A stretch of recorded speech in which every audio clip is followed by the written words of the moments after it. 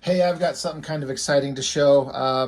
I recently was digging through a bunch of my art and pages and papers and things like that, and I ran across some stuff that I knew that I had somewhere, but I just hadn't thought about it in a long time.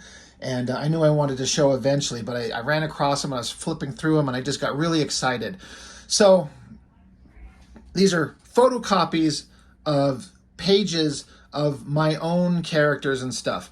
Now, what these are, if you've been watching my channel at all, and you know what I do, let me move these out of the way real quick. Bear with me. Like I said, if you watch my channel, you know that I have been working on, whoa, almost dropped them, these things right here. It's my He-Man fan comic. Been working on it for years, and it's the best thing I've ever kind of produced or made. It's a full, complete work, a full story. These first 3 books are their own complete story, done in conjunction with my brother John, who's guest starred with me on the channel several times.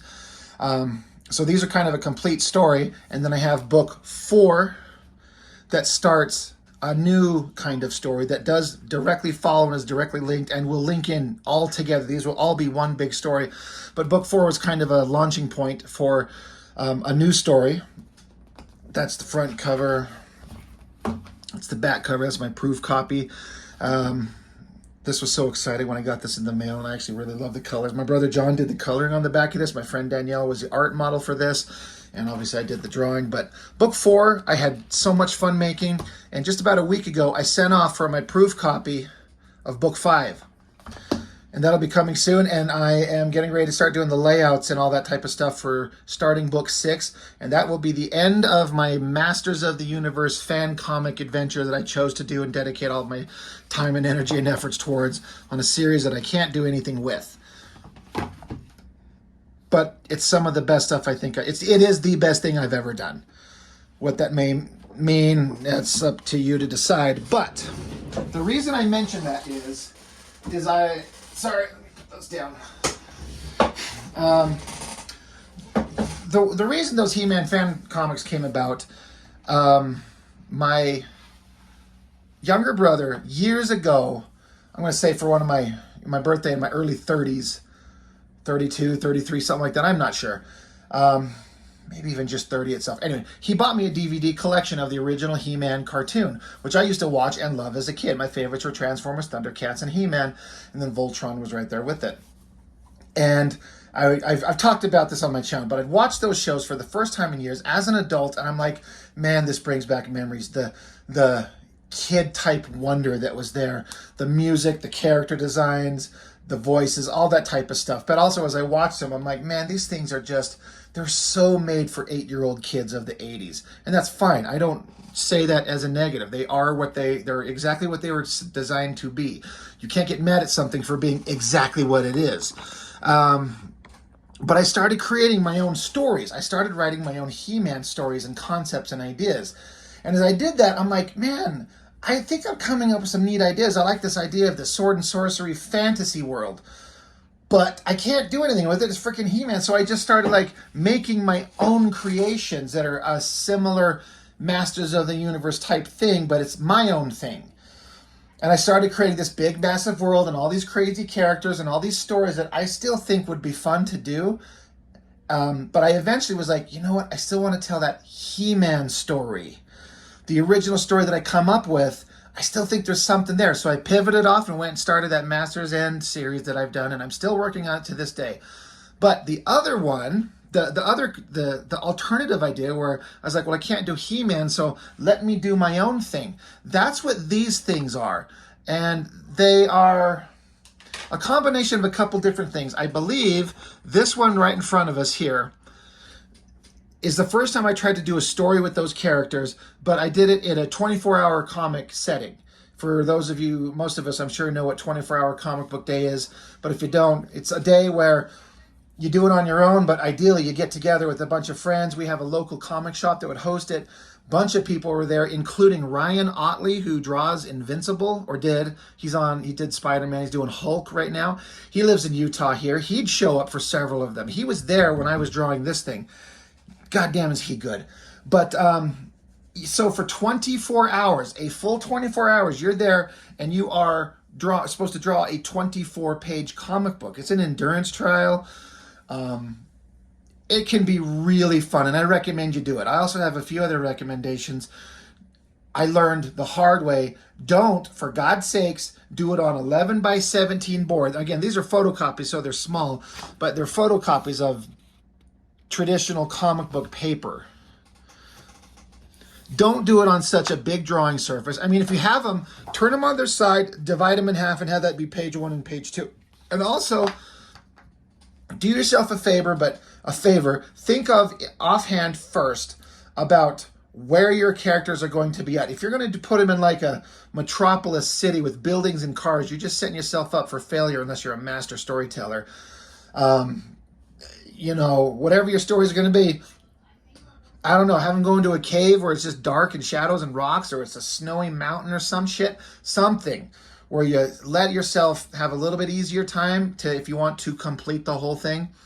And for God's sakes, don't try and do like multiple panels a page, because you spend so much time drawing little stuff. I made all these mistakes. I still highly recommend it, but that's neither here nor there. So this is one 24-hour comic that I did, and we're going to look through that. And then I have another one that I did here, and then I have a third one. Now, 24-hour comic here, 24-hour comic here. Neither one... God, now I got myself thinking of which one I did first. Oh, this is the second one. All right, this actually is better. I was going to say, I thought this was the first one I did, but it's not, because in this one, I changed the setting and everything, and I was doing everything in like big panels, and I have it literally in a snowy mountain. So this is my second attempt. I was going to show this first, but I want to do it chronologically. So my mistake, this is the first one I ever tried. Now this cover that I drew for it, I drew after the fact, and so these are some of my own characters that are kind of modeled after certain Masters of the Universe characters. This is my He-Man guy, although he looks like a sad kind of dope here. This is my Skeletor guy. His name is Aris. This girl, short black hair. She's like a witch. I think I had her named. I just come up with the word Avendar. Avendar, something like that. Really stupid, but it's just like a word. Like, I don't know. You could like think in Star Wars. So many of those creatures have weird names. I just come up with this. There's this big, super powerful, unkillable bad guy. He was not modeled after anyone in He-Man. I just kind of come up with him on his own. I can't remember his name. This guy was kind of a like Triclops, except he's like a brilliant scientist, number 2 in command of him, and this was like a Trapjaw, and this was a Beast Man. I kind of felt like I was doing okay as far as a drawing on this center guy. He is, roughly speaking, he's like a transformer. He is a robotic being coming to face these guys on their planet for a reason we'll get into, but he's a robot. I mean, I wasn't thinking very, like, they're all bad guys surrounding him, but I just got the head of the good guy up here. It's poorly designed. It doesn't make any damn sense. But anyway, so that's the cover. So I gotta arrange these so I can put them off to the side and not lose track of them. The original title that I've had in my head forever was Warriors in the Wind instead of Masters of the Universe. Now, I got that. I think I was watching, what's that Antonio Banderas Viking movie? Oh my God, it is slipping my mind. Oh my God, it's so good. With the Viking King Bulva, it's kind of a redo or a retelling of a story of Beowulf. But there's one point in that show where they go to see this like creepy old witch, and she says, "Warrior says the wind, charlatan says the rain," or something like that. And so I, like, "Warriors in the Wind" will be the title of my He-Man book, and then I can't help but think it sounds ridiculous. But that's what I had it for years. But the basic story, again, this was my first 24-hour comic attempt. And again, I was doing it on full-size paper, and I was also employing these gray-toned markers to give it some toning. Another mistake if you're trying to do it fast. So we just have this planet, and something is zipping towards it. Here's a bright close-up ball of this thing rocketing towards the planet. That's the mystery. So, like, kind of the beginning of Predator, which is that alien ship coming to the planet and just blast into the atmosphere. That's what was going on here. Then I got a mountain scene, which, I mean, kind of works. This thing rocketing through, and then I have it like come and swoop down and then just come to a dead-ass stop. It stops. It's just this sphere. And then I have this sphere. It transforms, and I tried to show it through multiple panels. This is how you set yourself up to not get through a goddamn 24-hour comic book day, is having 2, 3, 4, 5, 6, 7, 8, you know, all these panels. 8 panels on a page. I wasn't thinking it through. I didn't know. But he transforms. I try to show clickety-clack, so that you know that he is a machine. He's just standing there, and he's like, his internal dialogue is like, you're reading his like systems online, power reserves at this. We've arrived at you know, designation, looking for the power source. He's kind of just looking at him. I tried to do this trifecta eyes on his head and his chest. I don't know what they meant. But it says he's got to initiate this pulse. So he flies up in the air and charges and emits this massive pulse. And again, not a huge amount of panels, but several panels. And I was doing that gray toning. Man, people were probably 10 pages in, and I'm on like page 3. So you got this massive pulse that emanates out from him. And then you got this royal family, the capital city. And you got some soldier and this princess. They're like, "There's a sensor. We detected something. We don't know what it is. Very well, contact the hero." Now his name, I named him Adon Cade. Adon space Kade. That was the name of my He-Man guy, is Adon Cade. I don't know where I came up with it. It's just some name I come up with. But the princess here doesn't trust him, but they want to call him in to go investigate this, whatever they can sense going on. We cut back to this random, like, I've got this weird rocky stony tower. All these little dots in it are supposed to indicate like window viewing ports to give you a sense of scale. And I got it sitting like in a inlet, like you got the ocean, and then it kind of comes in, you know, like the water comes into like an inlet, and this big tower is in the center of it, and there's like water flowing all around. It doesn't make any sense. But they sent something out there. So like, well, we need to go investigate this and try and do like a quick version of computer technological stuff. And the main bad guy, the Skeletor of the story, Aris, he's like, "Oh God, it can't be. I know what this is." He's like, "I have to get to the main chamber, call all our warriors. We have to prepare for battle." So he knows something about this guy that has arrived on the planet. Now, this is where I was having a hard time doing some visually. Even if I had the opportunity to take my time, these would have been hard to do. But that shockwave that the robot alien visitor, this is the shockwave traveling through the air. It's a search wave. It's looking to come in contact with something specific. So you got the bad guy. He said he had to get to the main chamber. There's this big giant ball thing in here. And then this is a bird's eye shot looking down of that same castle I was talking about. Like, here's like the cliff walls and the bad guy's stronghold, and this shockwave moving through it. And I put the gray tone, like the shadows under it, to give it a sense of off the ground. I think it kind of works, but as this shockwave crosses the tower, it comes into contact with this giant spherical whatever he's got, and the creature, he's instantly, there it is. I've got it. Now, to just ruin the story, generally speaking, I was saying this guy's supposed to be like a transformer. He's a part of a race of robotic beings from another world. This is basically the matrix of leadership that the Autobots had, and the bad guy here is in possession of it. That was like the minor in-joke to me. So anyway, robot guy senses it, so I did a panel of him doing a transformation. He can transform into basically anything mechanical. He's not just one thing. he's like a spheroid object to travel through space, but when he's in an atmosphere, he's got to become a pointy arrowhead-shaped thing to cut through the planet's thick atmosphere. So he rockets off, and meanwhile, our hero, he's wandering around. He gets a communication from the royal family saying, hey, we need your help. We need you to go look into this. I had the weirdest design for him. I had him like in like bare feet. You can't see it here, but bare feet and like tattered pants. I wanted him to look like a man of the people, but he kind of ended up looking like a homeless bum. And I had to have a friend to kind of point that out to me. And he was not very imposing, but I didn't kind of mind this like jacket thing I put him in. I don't know, whatever. Anyway, they're like, hey, we need your help. Go investigate this thing. We sensed something. Go look. He's like, all right, I will. Cut back to the robot thing. He's taken off.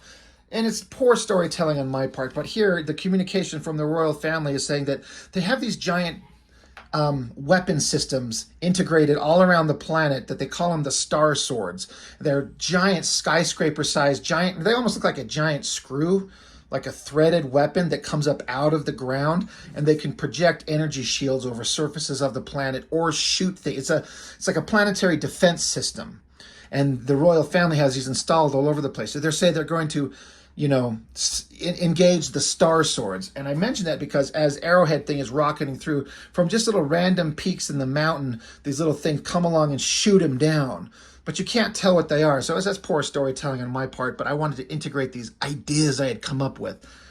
So he gets shot, he comes falling to the ground, he transforms, lands, and at the same time, our hero, Adon Cade, the He-Man, he had the means of these little, they call them jump stones is what I call them, a little one-time use, like, mechanical device. You can use it to teleport yourself somewhere. It's just a bullshit like plot device to get people around the planet. He teleports, he's there, he's like, I'm here to talk, do you understand me? I represent the good people of this world. And robot guy's not having it, blasts at him. So now a fight has got to start. He punches the guy, robot guy grabs him by the throat and holding him up, and he's like, I can detect vast and unnatural energies in you, because he's got superhuman powers, and the robot doesn't understand how these flesh creatures have that.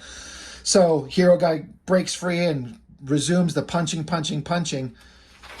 And then so robot guy turns while he was leaping in the air, blasts him in the chest, and this is not a great shot, but this is supposed to be like a reverse angle looking way down at the ground, showing that he's getting launched into the sky.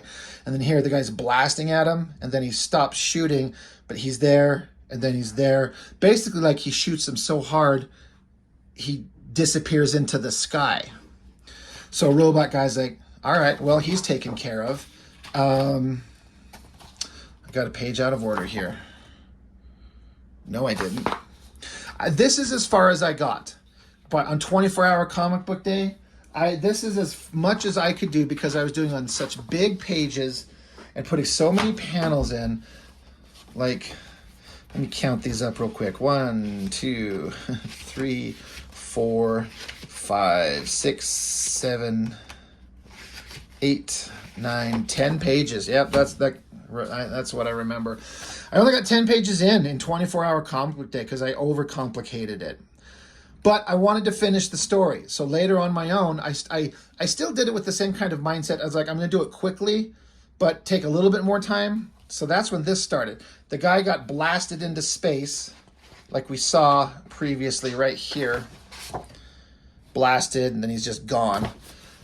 Then we cut to this scene of him like reaching orbit, and I kind of still don't even mind that drawing of the guy. I kind of got it okay, but the idea is he gets blasted up there, he stops, he looks, and he takes like a glance down at the planet, but then he starts falling back into the planet.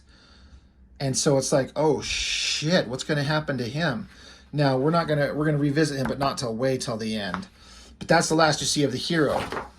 You go back to the robot guy, and I had the opportunity to take more time and a little bit more detail, but I was still just like doing basic borders with this Sharpie. Just again, I was trying to go quick. I wanted to keep in the spirit of the 24-hour comic thing. Again, by doing it fast. Anyway, the robot guy transforms, takes off. We see the bad guy's tower thing here, and he's addressing his warriors. He's like, I could not secure the device, but there is an adversary coming. We must prepare to battle. And so this bad guy, I think I call him Foresight, with this eyeglass thing and these designs on his head. I actually kind of thought the design was interesting. But he's like, we have gathered your warriors. And I tried to do like a silhouette-ish, but cast in light. Not very great. But now we're seeing the bad guys. I've never been good at lettering, but I was trying. So this guy here, he's like a caveman. His name is Brute, although you'd think this name would be connected to this guy. I should have put his name over his body. Anyway, Brute, so he's got like a big old club and this like spiky stick thing. This is kind of a reference to Beast Wars, Code of Hero. If you know, you know. But he's basically my beast man. This is the trap jaw guy, just a robotic dude. There's that girl that I was talking about, Avindar, Avindar, just a name I come up with. And this big guy, Stone God. Just their villains, you know, the bad guys of the team. So leader of the bad guys just said, hey, we've got a very dangerous task. This guy's coming. He's more powerful than anything we've ever done. And I was using those gray toned markers, and it kind of was producing stuff that I like the effect even on a photocopy. When you do these gray tone markers and then you scan them, you lose a percentage of the values in it. I don't know, 10%, 15%. So a lot of the subtle details go away. But it still kind of works. I kind of don't mind the downshot of the characters there. Anyway, he's like, this guy's coming. He's after that thing in the chamber, the power source. We got to stop him. So big bad guy, Stone God, he's like, oh yeah, this guy's here because of you. Like, you started this, and now you made a mess, and now we have to clean it up. And so leader guy's got him under like kind of magical control and shows him like, yeah, whatever, you're still under my control. I can cause you physical pain. You'll do as I command. And he's like, yep, I will. So he tells the trap jaw guy, his name is Tech, T-E-K. That's the stupidest name I could come up with. But again, these are like 15 years old. These are quite a long time ago. Anyway, he's like, get your robotic minions and go out and, you know, be the front wave. So we got the bad guy tower and the robotic guy flying down on. Here comes Tech and his like cyborg robotic little minion nobodies flying up. I kind of don't mind this drawing of him flying. Like, it's not great, but it's kind of all right. And they all like open fire, and Transformer guy, he transforms from his little ship to his regular self and puts up a force field, comes charging at him. Gonna whoop some ass. Oh yeah, he charges up his hand and he throws out this energy blast, you know, like another shock wave, and it hits all the robotic drones and blows them all away. Hits Tech too, and it damages him, and he's just kind of sitting here floating in the air with the robot guy behind him, and so he just blasts them, and he falls kind of done. This is a shot of the guy looking down, so he continues on towards the bad guy's castle. Slams in through the wall, just powering through the stone walls and through the rubble, and erupts, you know, explosion of rock, and he's in this chamber, and the Brute, you know, the caveman looking guy, the beast man, jumps up from behind him and takes his like axe weapon and smashes it on his head, but it shatters his weapon. It's not extremely clear. And then he's, you know, raising up his giant club weapon to take another swing down. And he does. He swings it down, but it shatters, and the robot guy's just standing there looking at him. And Brute guy's like, uh-oh. So the robot guy just grabs him by the neck and twists his head around, snaps his neck, and he's dead. I had this like weird bug-eyed look of his dead body there as he runs off. And then along comes Stone God, as I named him. Again, I still kind of like, I don't mind the drawing-ish too much. I kind of like the little glows I put on his axe. That's white paint splatter done right. You can actually get some really kind of cool glowy effects. But he's a big giant guy, this spiky helmet, got this giant axe. He's coming after this guy. I barely even remember how this fight goes. Not very long. They kind of tackle, they tumble. This guy grabs him by the throat, and he's like, oh, you're another one of these creatures with like ridiculous powers that no flesh creature should have. He's like, maybe I should wipe out this entire planet. And so Stone God's got a crazy look in his eyes, and he just blasts his head off like skull. His skull, like this he's dead, right? Cut back to the three remaining bad guys. They're at the chamber. I was doing this angle of this stone ground, this cobblestone ground on a wall, and like, it's up to us now. So the girl's like, do we have any chance? He's like, I don't know, maybe not. Here comes the guy, comes rocketing through. They all blast together. He's got a force field up, and the foresight guy, he's still blasting. And then Transformer guy, he comes along and he rips out his like center eyepiece from his head, basically killing him. So he's done. Tackles the main bad guy, Witch girl screams no, rears up her energy and shoots, kind of blasts and separates them. He uses one of his center little spheres and creates like this energy shield around her. Now, I actually did this thing with this like white gel pens to create this energy effect on the outside of this thing, which I kind of liked. I think it was the first time I'd ever done that. But he encases her in a shield and basically immobilizes her, so she just kind of floats off. The main bad guy's coming after him, and Robot Guy, it's not very clear, but he just puts his hand through his guts. Splattered blood. He's down, he's dead, he's gone. Robot Guy rips open these chamber walls, just shreds it open. You know, their defenses are broken. Let the slaughter begin. And inside is this big thing. Again, I was saying this is supposed to be like the matrix of leadership. And he's a transformer guy. This is the source, the power. So he sees it. And this is the last page of the actual main story. He's like, the source, after years of searching, I have found it. He touches it. I kind of like the lighting that I did on here. And kind of the arm. It kind of works. He touches it. Burst of light. The girl, who's the only one left alive, she just kind of looks and he's gone. Part 1, the end. That was the end of that story. Why am I slaughtering and killing off all my own characters? Couldn't tell you. I just was like, this isn't going to be an actual comic or anything, but I'm just going to do something that kind of flowed in the moment. So that was the end of part 1. But then there is still the question of what happened to our hero who got blasted into orbit. So I kind of created this as part 2. So remember, he got shot up into orbit and then he was falling back. So I tried to do this scene of like you're like way high up in the sky with a slight curve, the clouds hovering over the area, the atmosphere, like a landmass down here, like light details, like it's a mountain area, and then water, and he's falling. And I tried to show it with like he's re-entering the atmosphere, so he's burning up. That's what we're visually seeing here. So he's falling, and then somehow I did, or somebody else did, I got the means to put lettering on this. I can't remember who did that. Just typed up by hand. But anyway, it's basically his, like, just dialogue of him, kind of what he thinks about what he's going through. He's falling, he's burning up, his clothes are shredding, he's screaming in terror.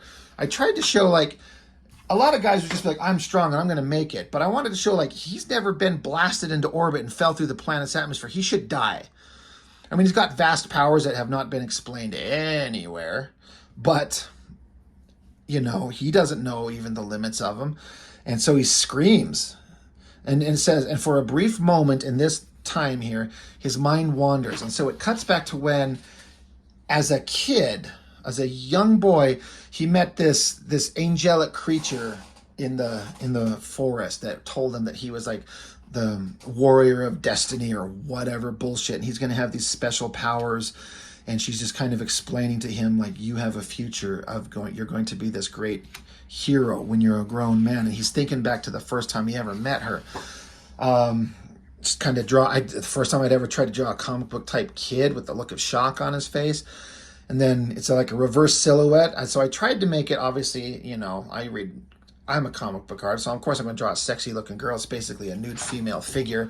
I tried to get her face looking kind of hot and her body. I'm going to add details that were not necessarily needed, but I'm going to do it anyway. Her angel wings. I kind of like that. But anyway, she's just like, you have this vast power, but you must trust in it. You must believe it. When you're focused, you must not be afraid. You must be strong, and nothing can hurt you.